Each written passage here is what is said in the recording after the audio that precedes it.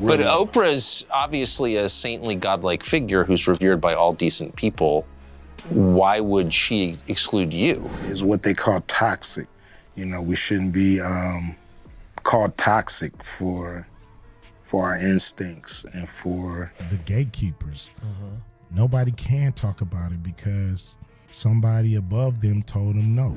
13 to 15% of the country trying to live off of half a percentage of wealth. Ever feel like you're being lied to? Like the media's feeding you BS? Ice Cube does, and he's not keeping quiet about it.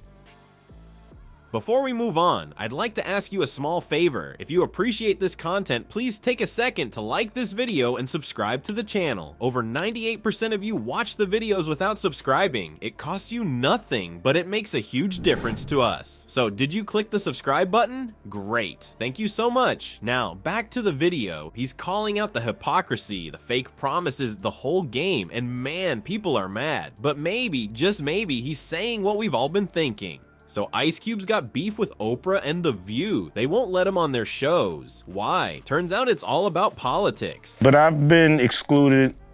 I've been excluded on Oprah, you know. On Oprah? On Oprah, yeah, I've been excluded. Cube says some of The View's hosts didn't like where I was coming from. Ouch. Talk about shutting down the conversation. But Oprah's obviously a saintly, godlike figure who's revered by all decent people.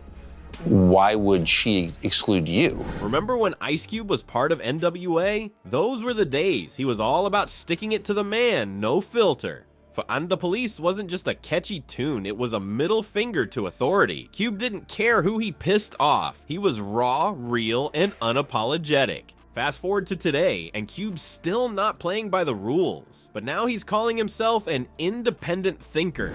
I really don't know. You know, that's something that I would love to find out. Funny how that works. Hollywood loves a rebel when they're young and angry, but an older, politically independent Ice Cube, not so much. You'd think Tinseltown would eat this up. A celebrity with actual opinions?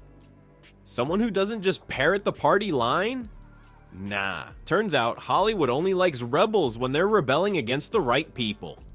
So what happened? Cube met with Trump's team. Yeah, that Trump. Twitter went nuts. What I find interesting about this is that these people are not upset with the Democrats for not listening to Ice Cube or for taking Ice Cube seriously. People were calling him a sellout, a traitor, but Cube wasn't having it. He said he was there to talk about his contract with Black America, and he didn't care who was in office. He just wanted to get things done. The View's producers weren't impressed. They basically said, thanks, but no thanks. Cube's response? I don't follow their brand of politics, I guess. No kidding. They're more upset about the fact that he dared try to work with President Trump to, I don't know, try to help Black America. Now, since when did having different ideas become such a crime? But here's the thing, Cube's not backing down. He's not interested in playing nice with Hollywood's political gatekeepers.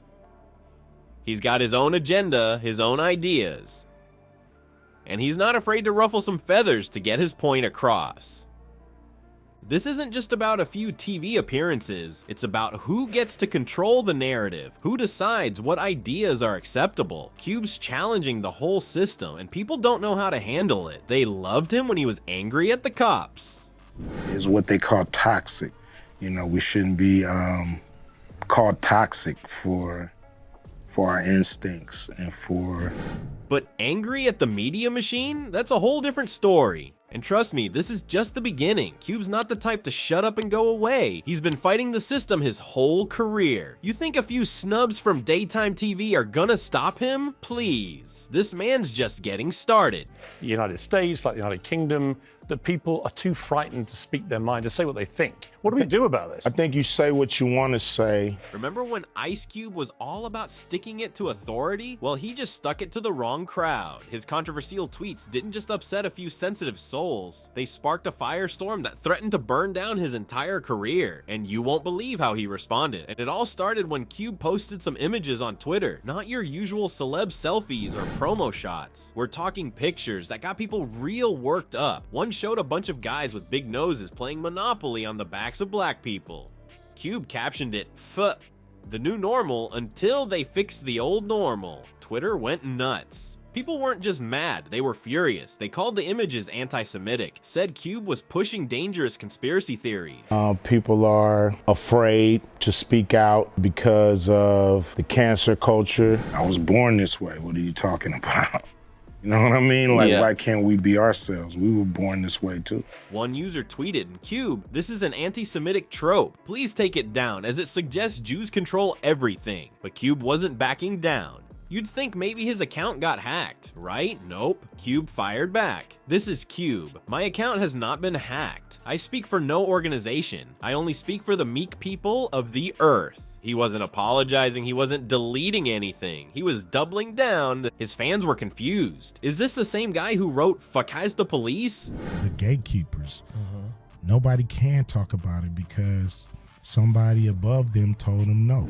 The one who used to rage against the machine. Now he's posting stuff that looks like it came from some shady corner of the internet. Critics said he'd lost it, gone off the deep end, but Cube? He said he was just asking questions, making people think. The outrage spread like wildfire. It wasn't just Twitter anymore. People were calling for boycotts. Cube's name was all over the news, and not in a good way. It was like watching a train wreck in slow motion. You couldn't look away, but you knew it was gonna end badly. Cube claimed he was being blacklisted by Hollywood elites, said they couldn't handle someone thinking for themselves. It's like you're stuck in a bad movie and you can't get out. Like, you can't find the exit and it continues to play on the screen. But was that really it? Or had he crossed a line that even his most diehard fans couldn't defend? This wasn't just another celeb Twitter feud, it was bigger than that. It was about free speech, sure, but it was also about responsibility, about the power of words and images, about what happens when a voice that used to speak for the oppressed starts sounding like the oppressor. 13 to 15% of the country trying to live off of half a percentage of wealth. So here's the deal with Ice Cube. He's not backing down, not even a little. "I speak for the meek people of the earth," he says. That's a pretty big claim, right? But is he really speaking for the little guy, or is he just stirring up trouble? Some people think Cube's a truth teller, saying what everyone's thinking but afraid to say. That it's harder to be a man in America now than it was when you were a kid? Yes, saying what you feel, being yourself. Others reckon he's gone off the deep end, spreading conspiracy theories and causing chaos. And to hell with the consequences. You got to be willing to fight for your rights and fight for what you believe in. It's like there's no middle ground anymore. In a world where celebrities usually stick to safe topics and toe the party line, Cube's doing his own thing. He's not playing by Hollywood's rules, that's for sure. But is that a good thing? I mean, when does asking questions turn into spreading dangerous ideas? It's not an easy answer, and that's kind of the point. Cube's making us think, whether we like it or not.